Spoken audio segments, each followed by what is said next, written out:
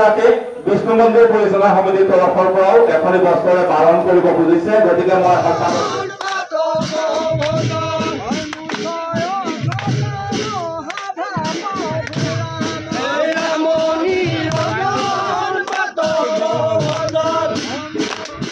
ৰূপালী জয়ন্তী বৰ্ষত ভৰি দিলে ধনশিৰ মুখৰ ভাগৱত পাঠ আৰু নাম কীৰ্তন অনুষ্ঠানে আৰু আজি সেই অনুষ্ঠানৰ শুভ আৰম্ভণি হৈছে ৰূপালী জয়ন্তী বৰ্ষ আজিৰ পৰা আৰম্ভ হৈছে 3 দিনীয়া কাৰ্যসূচীৰে সামৰণি পৰিব দক্ষ যজ্ঞ নামৰ ভাওনাৰে আৰু এই কাৰ্যসূচী আৰম্ভ হৈছে বহিখোৱাৰ বিষ্ণু মন্দিৰৰ পৰা আৰম্ভ কৰিছে আৰু ইয়াৰ পৰাই পবিত্ৰ ভাগৱত পুথি ইয়াৰ পৰা লৈ যোৱা হ'ব ত্ৰিশূল মন্দিৰলৈ আৰু তাৰ বাবে সকলোৱে ইতিমধ্যে ভকত বৈষ্ণৱ বান্ধৱ সকলোৱে পুৱাৰ ভাগতে এয়া শোভাযাত্ৰা আৰম্ভ কৰিছে এই শোভাযাত্ৰাৰ উদ্বোধন কৰিছে অসম ক্ৰীড়া বোৰ্ডৰ উপাধ্যক্ষ আকাশ ফুকনে আৰু লগতে যিসকল ইয়াৰ উদ্যোক্তা আছে বিশেষকৈ ভাগৱত পাঠ আৰু নাম কীৰ্তন অনুষ্ঠানৰ যে যিসমূহ বিষয়ববীয়া উদযাপন সমিতিৰ সকলো বিষয়ববীয়া ভকত বৈষ্ণৱ উপস্থিত আছে আমি দেখুৱাইছোঁ অমৰক মই দেখুৱাবলৈ অনুৰোধ কৰিছোঁ এই শোভাযাত্ৰাৰ উদ্বোধনী অনুষ্ঠান আৰু পবিত্ৰ ভাগৱত পুথি এয়া ত্ৰিশূল মন্দিৰৰ ফালে আগুৱাই যাব গতিকে আমি এই কাৰ্যসূচী আৰম্ভণি ঘটিছে আমি সেই দৃশ্য আমি দেখুৱাইছোঁ প্ৰথমতে আকাশ ফুকন ডাঙৰীয়া যেহেতু এভাগী ভাগৱত পাঠ আৰু নাম কীৰ্তন অনুষ্ঠানৰ ৰূপালী জয়ন্তী বৰ্ষত ভৰি দিছে গতিকে এইটো এটা মহেন্দ্ৰক্ষণ এইখনত আপুনি কি কয় আমি যথেষ্ট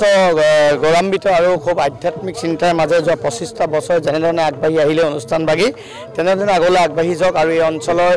ৰাইজৰ বিভিন্ন সমস্যা আছিল কিন্তু সেই বানপানী গৰাখহনীয়া সমস্যাৰ লগত যুঁজি অনুষ্ঠানভাগীক যে ৰূপালী জয়ন্তী বৰ্ষলৈ আনি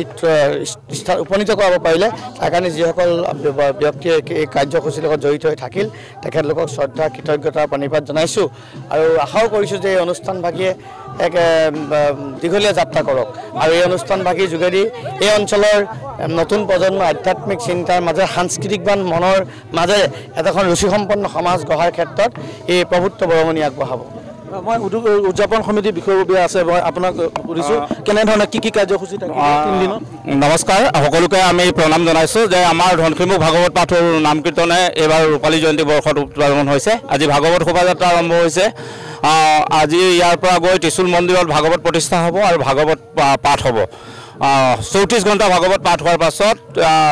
শেষৰ দিনা এভাগী ভাওনা প্ৰদৰ্শিত হ'ব আৰু এই কাৰ্যসূচী ধাৰাবাহিকভাৱে আমি যোৱা 25টা বছৰ উদযাপন কৰি আহিছোঁ এইবাৰ আমাৰ ৰূপালী জয়ন্তী বৰ্ষ আমি তাতে 25খন পতাকা উত্তোলন কৰি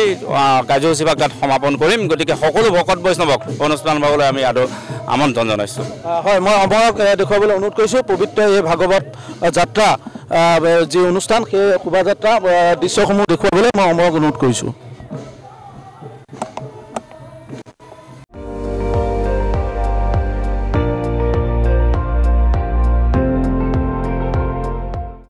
আপুনি চাই আছে ND24 সৰ্বশ্ৰেষ্ঠ নহয় সৰ্বোত্তমৰ দৌৰত